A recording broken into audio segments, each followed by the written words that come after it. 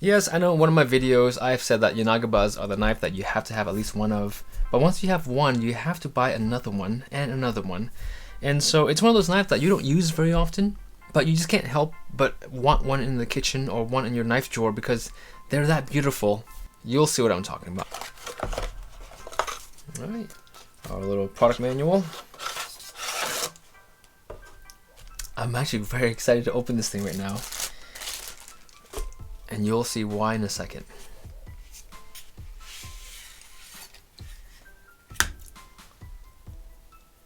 Have you ever seen something more beautiful than this thing? I mean, it is just the most stunning example of knife's craftsmanship. I mean, it is.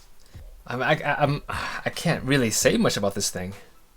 I mean, I can, but I'm just gonna ruin the moment by talking too much.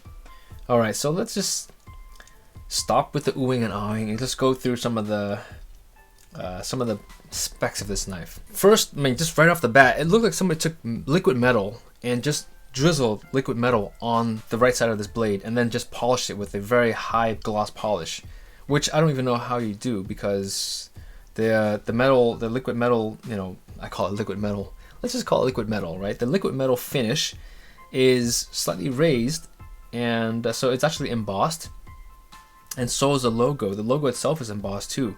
And I don't know how you would actually polish this knife once you have that liquid metal finish on top of it.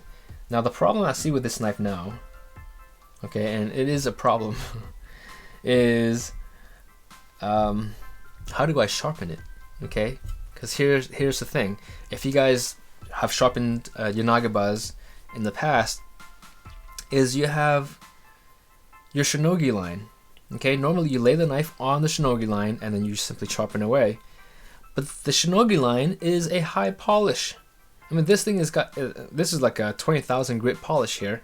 To polish a knife, to sharpen this knife, you have to ruin the shinogi line that the manufacturer spends so much time and effort putting on for you. So I don't know how to use this knife. I mean, it's just, it's too beautiful to use. I mean, does that make any sense? I mean, maybe I won't use it. You know, I don't know. It's just, maybe I'll just give it away because that way I won't see it get ruined in my kitchen. All right, so let's just move on here. So the choil itself, very well rounded, just like you expect a knife of this caliber. I mean, all the Shun knives that I've used have really nice rounded choils, and all of them have a really nice polish around them. I mean, they just invest so much time and effort into polishing their knives. One thing that's actually quite interesting about yanagibas is they are not very blade thin. They are very thick in the spine. That gives them that stability to cut through meat, and also because of the shape, it helps the meat kind of fall off, roll off of the knife itself. And even though the spine itself is actually quite thick, as you guys can see here, it tapers down to just a wicked thin razor sharp edge. So even though yanagibas tend to have a really thick spine, I mean, it's thick all the way to the last couple millimeters of this of the edge here. It's thick all the way down. So this is the Ebony Pecker handle, which is a really nice handle. I find them to have Shuns to have some of the best handles at this point in terms of the fit and finish of their handles. Now the ferrule is a full metallic or full stainless steel ferrule. That is fully well integrated with the handle itself. There is zero step. I mean, you can feel there is a change in texture, but there is no bump or any step between the ferrule and the handle itself, which is really difficult to do in many cases.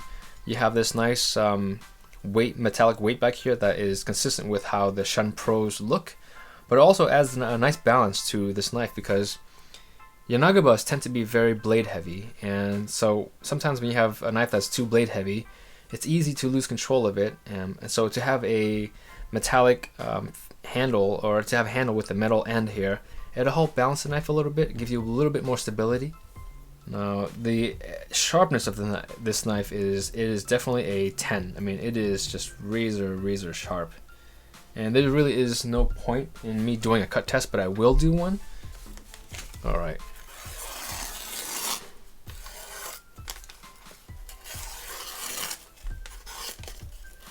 And this is really crappy paper.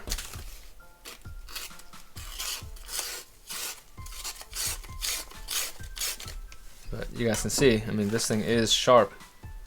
And typically, I don't really care too much about out-of-the-box sharpness because I sharpen all my knives anyways.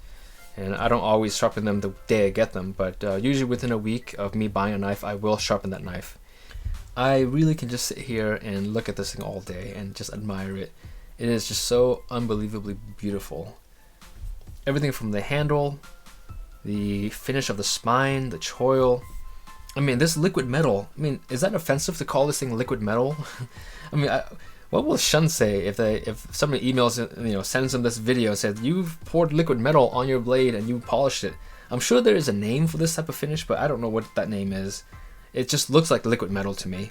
And you guys just really have to see it up close to understand what this finish looks like. It is just absolutely stunning.